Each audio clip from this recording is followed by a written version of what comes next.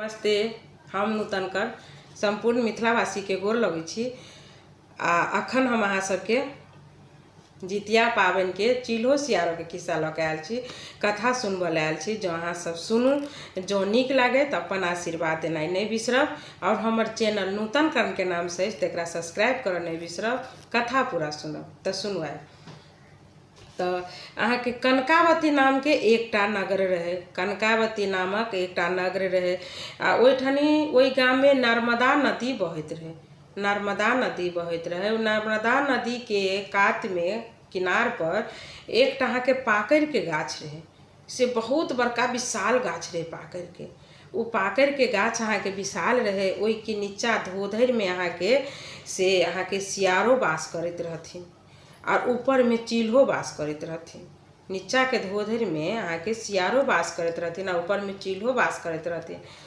तो अहिना आश्विन महीना के कृष्ण पक्ष के सप्तमी तिथि का से ओइ गामक जतेक स्त्री सब रहथिन से सब जनानी सब अपन नहाय ला गेलखिन।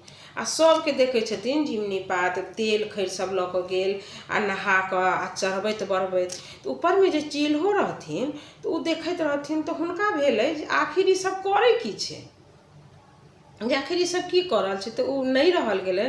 तो उ नीचा एलखिन आ पुछलखिन सब जनानी सबसँ जे अहाँ सब ये माय दाइ अहाँ की करै छी। तो ताइ जमाना में की छलै, पशु पक्षी आदमी के भाषा में बतियाई छलै, बुझै छलै। पहले सत्ता छलै, आब तो सत्ता खत्म भ गेल। तो उ कहलखिन सब जनानी सब की कहलखिन जे काल्हि जितिया पाबनि करऽ के तऽ आइ नहा के खाइ छै। तो कहलखिन नहीं केला से कथी होइ छै। तो एहि केला से इएह होइ छै जे केकरो पुत्र नहीं मरै छै, मरियो जाइ छै तो जी जाइ छै, सुहाग भाग भरल रहै छै, सुख संपत्ति के घर में वास होइ छै। तो चिल्हो जे सुनलखिन तो की कहलखिन ये दाइ हमरो मन करे करऽ के, तो हमरा लग तो किछो नहीं, हम केना करू।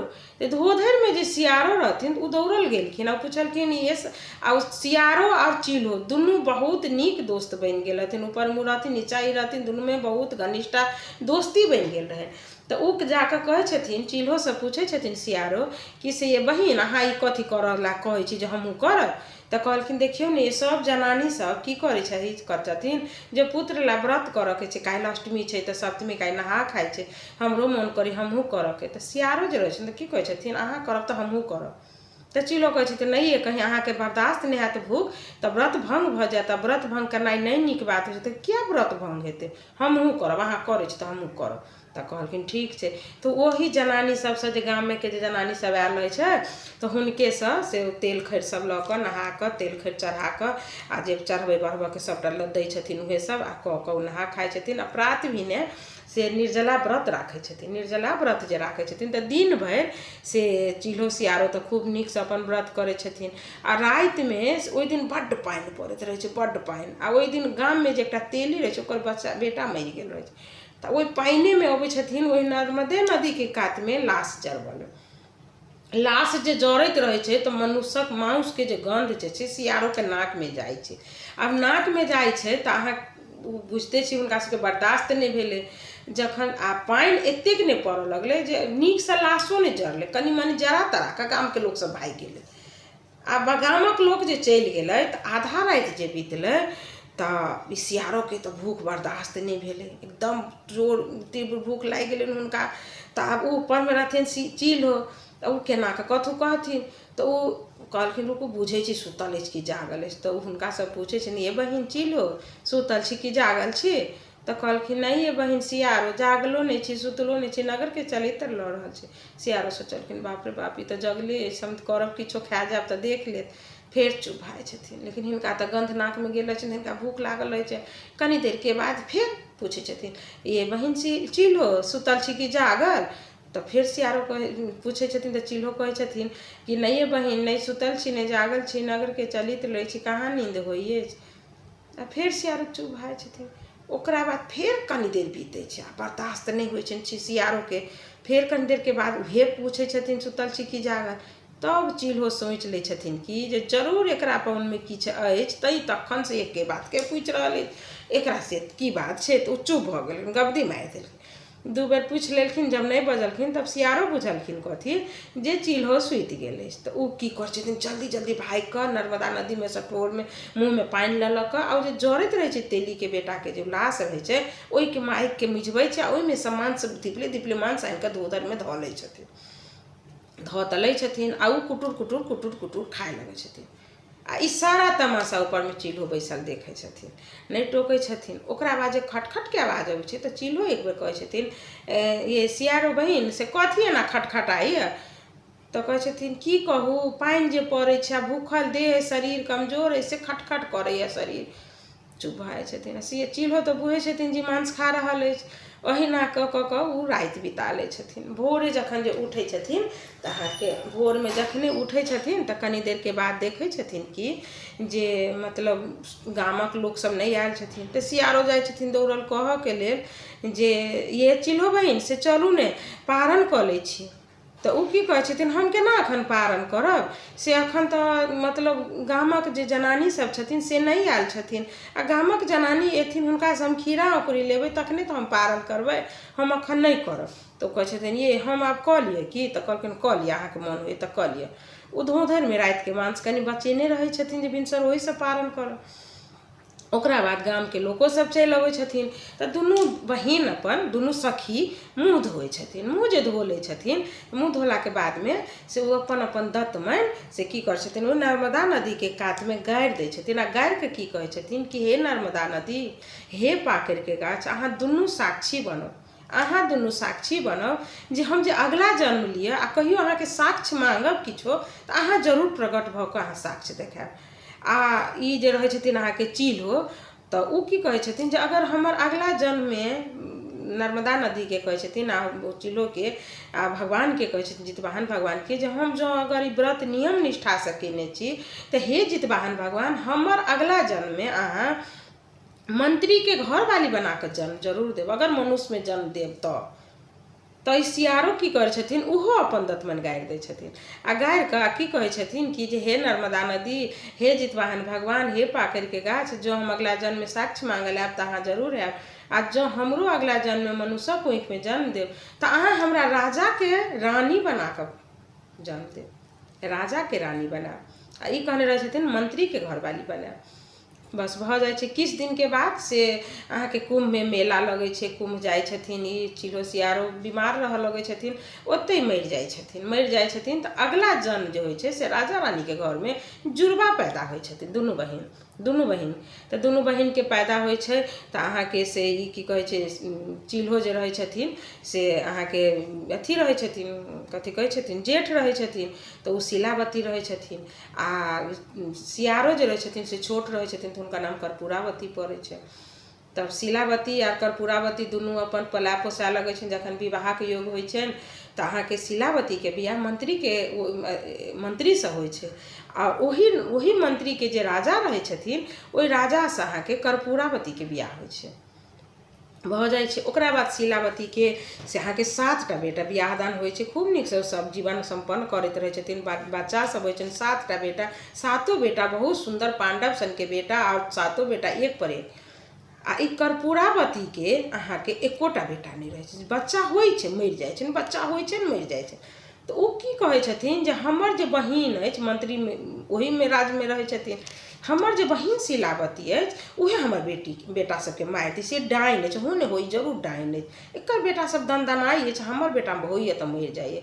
तऽ एक दिन ओ की करै छथिन, ओ कहीं चाल चलै छै, तऽ ओ की करै छथिन, पूरा देहके आभूषण सब गहना गुड़िया सबटा खोलि खाइ लै छथिन। आ ओ की करै छथिन, घरके अन्हार कऽ लै छथिन आ चलि जाइ छथिन, आ द्वार पर दासीके बैसा दै छथिन।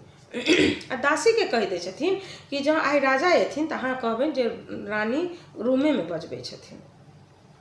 तऽ राजा अबै छथिन साँझमे दरबारमे से, ये रानी कतऽ गेलहुँ, ये रानी कतऽ गेलहुँ? तऽ ओ कहै छथिन कि जे दासी गेट पर जे रानी भीतर अहाँके बजा रहल छथि राजा साहब से, अहाँ घरमे जइयौ भीतर। जाइ छथिन, देखै छथिन अजीब केश काज खोलने, गहना गुड़िया सब फेंकने, गहना गुड़िया एकोटा देहमे ना आभूषण, बहुत विचित्र शरीर हुनकर बनेने। तऽ ओ पूछै छथिन जे रानी अहाँके की भेल, अहाँ किया एना बनल छी रानी? तऽ कहै छथिन हमरा की भेल से छोड़ू, लेकिन हमरासँ सत्य करू जे हम जे कहब जे माँगब से अहाँ देब तखन हम अहाँके कहब। तऽ राजा कहै छथिन हमर अहाँमे कथीके सत्यता, हम अहाँ के पति अहाँ हमर पत्नी दुनू अर्धांगिनी हम छी दुनू गोटा तो हमरा में तो कोनो सत्य ना कहू ने की कह चाहे छी हम जरूर पूरा करब तो कहलखिन नहीं ओना थोड़े हेतै अहाँ हमरा कहब तखने हम कहब। तो आब राजा कहै ठीक है तो हम उहे कहै छी तो कहै छथिन 100 200 जे तेसर सब जे नहीं करत से सिकुल नर्क में जा कह के कहै छथिन। तो कहै छथिन जे अहाँ हमरा सत्य केलहुँ हँ तो आई हमरा हमर जे बहिन छथिन शीलावती ओकर बेटा के 7 बेटा के अहाँ मारि कऽ ओकर करेजी के मांस आनि कऽ दिअ तो हम उ खायब तखने हमर मन ठीक है। राजा सोचे छथिन बाप रे बाप एकरा कोन एहन बीमारी भ गेलै हे रानी कते बड़का पापी बनै छी कते बड़का पापी के भागे अहाँ बनब अहाँ हुनका केना मरवा देबै। तो कहै छथिन उ हम नहीं जानै छी अहाँ हमरा से सत्य केने छी तो अहाँ के बात मानऽ पड़त।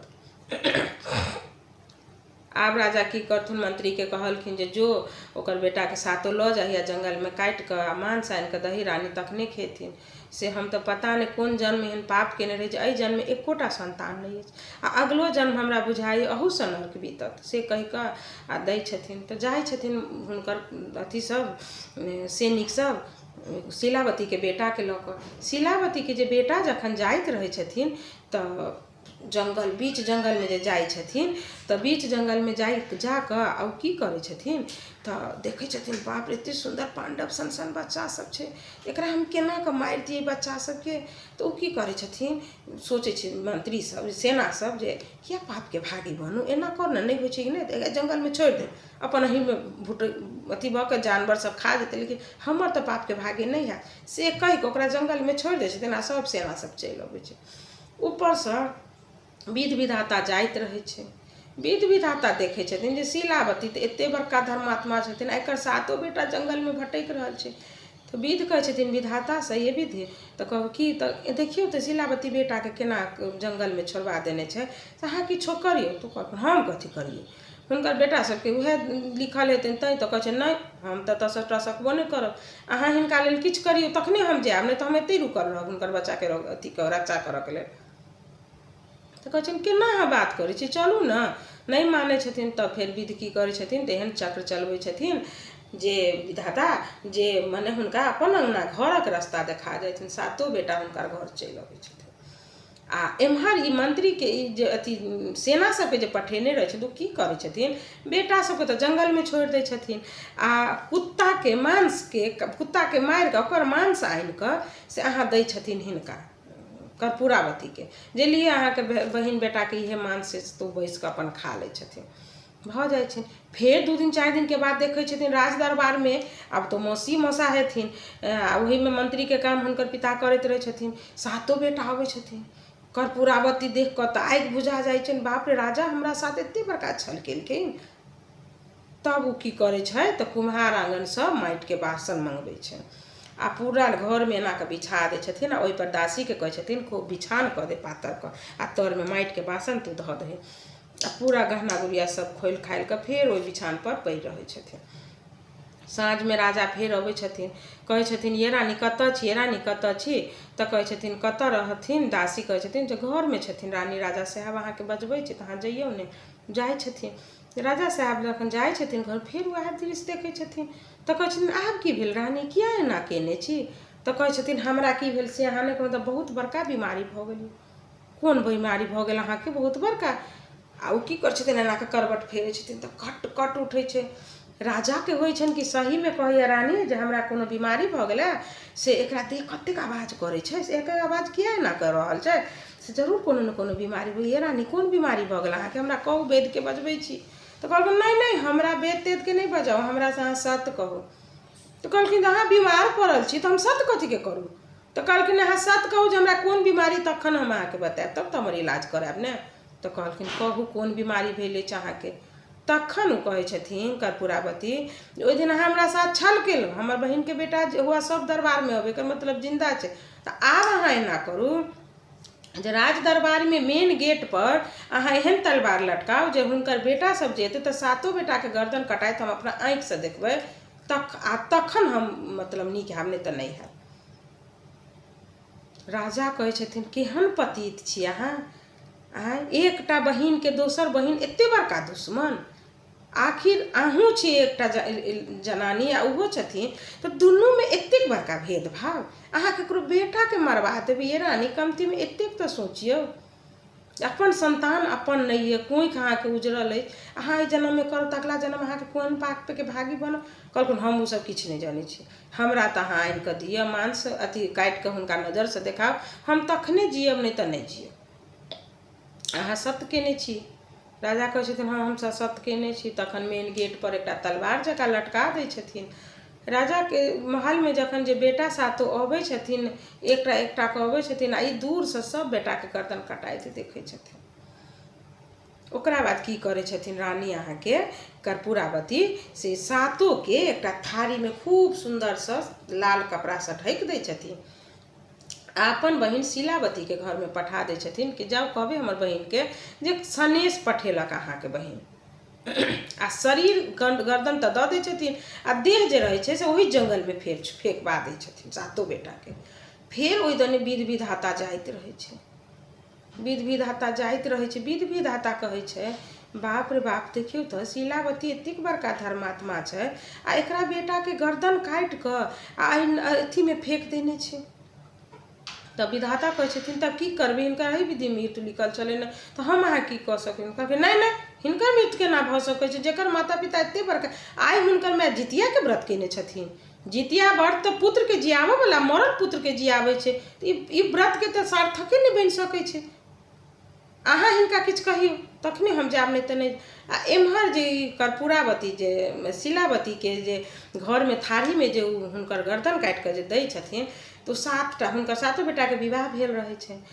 तो ओ की कहै छथिन सातो बेटा के से सातो पुतोह के जे की करू अहाँ सब सबटा भगवती आगू में धऽ दियौ।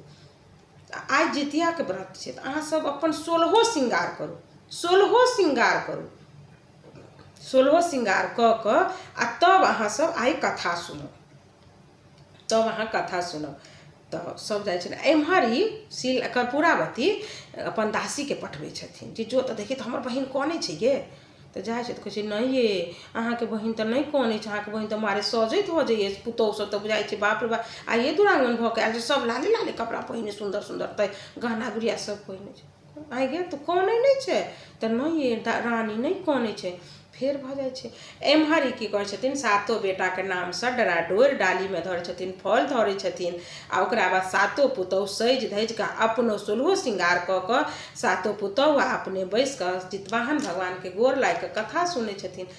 तऽ कथा जे सुनै छथिन तऽ एम्हर की करै छथिन तऽ विध विधाता जे रोकने रहै छथिन विध विधाता के, तऽ आब ओ की करथिन तऽ की करै छथिन कंगोरिया अंगूर काटि कऽ ओहिपर के अथी जे रहै छै से छीट दै छै हुनकर शरीर पर। हुनकर जी जाइ छथिन बेटा, सातो बेटा हुनकर घर आबि जाइ छै। ओकरा बाद सातो बेटा जे घर अबै छै तऽ ओ सातो जे मूड़ी जे रहै छै, 7टा जे मूड़ी रहै छै, एकटा कथा में इहो कहल जाइ छै जे तार के तारकुन जे रहै छै से बनि जाइ छै, ओ सातो मूड़ी तारकुन बनि जाइ छै। तऽ उ जखन उघारै छथिन तऽ कहै छथिन एकरा ने हाँ एकटा कटकी लऽ कऽ खूब कऽ पेरियौ, एना कऽ पेरियौ। जँ जँ ओ पेरै छथिन तारकुन के तऽ हुनकर बेटा जी जाइ छै। एकटा कथा में सेहो छै, लेकिन हम जे मने सब रंग के कथा सबके होइ छै ई बात कहऽ चाहब। तऽ एम्हर जे बेटा सब जाइ छथिन तऽ उ नारियल के फल भऽ जाइ छै तऽ सातो पुतोह के खोइछ में फल दऽ दै छथिन। आ डराडोरि जे अथी में धेने रहै छथिन, डाली में धेने रहै छथिन, तऽ सातो बेटा जे साँझ में अबै छनि तऽ कथा सुनला के बाद में ओ डराडोरि सातो बेटा के दै छथिन जे अहाँ पहिर लिअ बौआ। जितिया के दिन लोग पुरुष के डराडोरि दै छै, ओ हाथ में कथा सुनने रहै छथिन डाली में धेने से वाला दै छथिन। एम्हर दासी के पठबै छथिन जे जो तो देखी तऽ आब तो साँझ पर आब तो जरूर कनैत तू हमर बहिन। कहै छै ये नहीं ये कनै नहीं छै, सब सजल धजल छै आ सब बेटा पुतौह सब तऽ कते नीक छै। तऽ कहै छै बेटा पुतौह ओकर बेटा के तऽ हम मरबा देली, तू केना जिंदा भऽ गेली गे। तऽ हाँ तऽ आब फेर दासी के पठबै छथिन जे काल्हि खाना कहि ग हमर बहिन के जे जितिया के काल्हि खन हमरा ओतऽ पारण करल आबल। तऽ जाइ छथिन दासी कर्पूरावती के दासी शीलावती लग जे ये से अहाँ के बहिन कहलखिन रानी जे काल्हि खन पारण करला हुनके दरबार में जइयो। तो ओ कहलखिन नहीं हम केना जा सकै छी, ओ रानी छै, हम मंत्री भेलिए, हम ओहि दरबार में केना जेबे पारण करऽ के लेल, से नहीं संभव हेतै, से हम नहीं आयब पारण करऽ के लेल। हम जितिया के पारण के व्रत केने छी, तो हम काल्हि एकदम नियम निष्ठा से अपना घर में करब ने, हम किया जेबे हुनका रानी के दरबार में करऽ के। रानी के बहुत खीस चढ़े छै ई बात पर, जे हमर बात के नकार देलक शिलावती, तो की करे छै तुरंत खरखरिया मंगवे छथिन, आ खरखरिया मंगा कऽ आ कर्पूरावती के ओतऽ अथी शिलावती के ओतऽ आबि जाइ छथिन। अबै छथिन तऽ सातो पुतोह हुनकर हड़बड़ा कऽ कहै छथिन जाओ हमर बहिन एलखिन, रानी एलखिन, हमर बहिन सब हमर सबके रानी छथिन, अहाँ सब जाओ स्वागत हुनकर कर, खूब नीक से हुनकर पैर हाथ धो कऽ हुनका आसन दऽ कऽ बैसाबै छथिन। ओकरा बाद कहै छथिन जे हम काल्हि अहाँ संगे आइ हम पारण, प्रात भी नहीं अबै छथिन तऽ कहै छथिन आइ हम पारण करला से अहाँ लग गेलहुँ हँ, हम अहीं संगे पारण केलहुँ, अहाँ तऽ नहीं एलहुँ हमरा ओतऽ, तऽ हम ही एलहुँ। तऽ कहलखिन हम केना, हम मंत्री के घरवाली, अहाँ राजा के घरवाली, हमरा हमें तो कोनो तुलना नहीं छै, हम अहाँ ओतऽ केना आबि सकै छी। ठीक छै अहाँ एलहुँ हँ तऽ हम अहाँके स्वागत करै छी आ हम पारण करब, लेकिन ओहिसँ पहिले एकटा हमर शर्त मानि लिअ। कहलखिन शिलावती तऽ कर्पूरावती कहलखिन कोन शर्त मानू, तऽ कहलखिन किछो ने, एक बेर अहाँ हमरा संगे पारण करब तऽ काल्हि खना भोरे अहाँके से नर्मदा नदी पर जाकर नहाय पड़त, से खाली करू, नर्मदा नदी चलू आ दुनू बहिन नहा के तब पारण करब। तऽ कहलखिन ठीक छै कोनो बात नहीं चलब। तऽ तुरंत अब दासी के कहै छथिन जे एकटा आरो खरखरिया मंगा, हम दुनू बहिन जायब। कहल नहीं नहीं, खरखरिया में अहाँ जाओ, अहाँ रानी छियै ने, अहाँ जाओ, आ हम के छियै, हम तो मंत्री के घरवाली छी, तो हम पैदल ओ नर्मदा नदी पर जाए, अहूँ आओ। तो गेलखिन ओतऽ दुनू बहिन जाइ छथिन, नर्मदा नदी के पानि पूरा सूखल, पाकड़ के गाछ पूरा सूखि गेल। तऽ एतऽ आब शिलावती कहै छथिन गोर लागि कऽ कि जे हे नर्मदा नदी, हम अगला जन्म में केने रही जे जितिया के व्रत, तऽ कहने रही जे हम अगला जन्म जो अहाँ से साक्षी मांगल आयब तऽ अहाँ जरूर अपन साक्ष्य देखायब, से देखाओ। ओहि पर ओतबे कहै छथिन नर्मदा नदी में पूरा पानि भरि जाइ छै। ओकरा बाद में जाकर पाकड़ गाछ, से पाकड़ो गाछ से कहै छथिन जे अहाँ अपन साक्ष्य बनू, ओहो में पत्ता खूब सुंदर हरियर हरियर भऽ जाइ छै, गाछ जी जाइ छै। तखन ओ से शिलावती अपन बहिन कर्पूरावती के कहै छथिन जे अहाँ नदी पर एलहुँ तऽ कि अहाँके किछु याद आयल। कहलखिन नहीं हमरा तो नहीं किछो याद आयल। तो कहलखिन नहीं अहाँ याद करू। तखन वो पूरा कहानी वृत्तांत बता देलखिन चिल्हो सियारो, जे हम रहिए ऊपर में चिल्हो बनल रही, अहाँ धोधर में रहैत रही, सियारो रही अगला जन्म में, एना एना हमहूँ केलहुँ, जितिया गाम के लोग सब केलकै तऽ अहाँ कहलहुँ हमहूँ करब, अहाँके कहलहुँ अहाँ नहीं करू, लेकिन अहाँ नहीं मानलहुँ, अहाँ जितिया केलहुँ, ताहि के परिणाम की भेल, अहाँ राति में माउस खेलहुँ, तेली के बेटा मरि गेल रही तऽ पारण अहाँ माउस से खेलहुँ, अहाँ तऽ दतमन गारने छी। तऽ कहलखिन सबटा तू झूठ बजै छै, हमरा कहाँ कोनो बात याद अछि। तऽ कहलखिन ठीक छै अहाँ अपन अहाँके दतमनिए छै, अहाँके हमर दतमनिए छै, अहाँ उखाड़ू। आ कहै छथिन कि से हे नर्मदा नदी, जे हमरा याद पड़ा देलहुँ हमर बहिनों के याद पड़ा दियौ। आ तब दतमन जे उखाड़ै छथिन तऽ पहिले शिलावती उखाड़ै छथिन तऽ हुनका में खीरा ओकरी भेटै छै, आ ई जे उखाड़ै छथिन दतमन कर्पूरावती तऽ ओहिमे मांस के टुकड़ा सब भेटै छै। ओकरा बाद मांस के टुकड़ा देखते मात्र कर्पूरावती के पूर्व जन्म में जे जतेक केने रहथिन, मांस केने रहथिन, पावन कऽ कऽ भंग केलखिन, सब बात हुनका याद आबि गेलै, हुनका सब बात याद आबि गेलै। सब बात जे याद आबि गेलै तऽ आब ओ मतलब होइ छनि कि जे आब हम कखन धरती फाटत जे हम एते अथी भऽ जायब, कहि कऽ तब बहिन के पैर पकड़ि लै छथिन, कहै छथिन हम तऽ बड्ड गलती केलहुँ, अहाँके बेटा के मरबेलहुँ, हम कहै छलहुँ अहाँ डाइन छी तऽ हमर बेटा के खा जाइ छी, एना करै छी ओना करै छी, सब बाहर गाम में हम अथी कऽ देने रहै छी, हमर बहिन डाइन छै, हमर सब बेटा के मारि दै छै, लेकिन हम तऽ पाप के भागिनी पापनी बनल रही, हम जितिया कऽ के व्रत भंग केने रही, तैं हमरा एते बड़का सजा भेटल। तऽ आब हम मतलब हे नर्मदा नदी, हम आब घर नहीं जा सकै छी, हमर मौत एते भऽ जायत। तहिना कहि कऽ तऽ ओतहि मरि जाइ छथिन कर्पूरावती। शिलावती जे घर अबै छथिन तऽ राजा पूछै छथिन जे रानी कतऽ छथिन, तऽ रानी के सारा वृत्तांत बता दै छथिन जे एना एना बात छला, से वाला बात। तऽ ओतहि रानी खत्म भऽ गेल हमर बहिन कर्पूरावती। तऽ राजा की करै छथिन, जते राजपाट रहै छै शिलावती बेटा के आ हुनका सबके दऽ दै छथिन, आ ओकरा बाद ओ जंगल में अपन तपस्या करऽ चलि जाइ छथिन। तऽ इएह छला चिल्हो सियारो के कथा, शिलावती और कर्पूरावती के। अहाँ सबके जितिया कथा जँ नीक लागल हुए तऽ लाइक शेयर कमेंट करऽ तऽ नहिए बिसरब, हमर चैनल के सेहो सब्सक्राइब करब। आ सब गोटा से आग्रह कऽ रहल छी से अहाँ सब कथा पूरा सुनब, अधूरा कथा नहीं सुनब। धन्यवाद।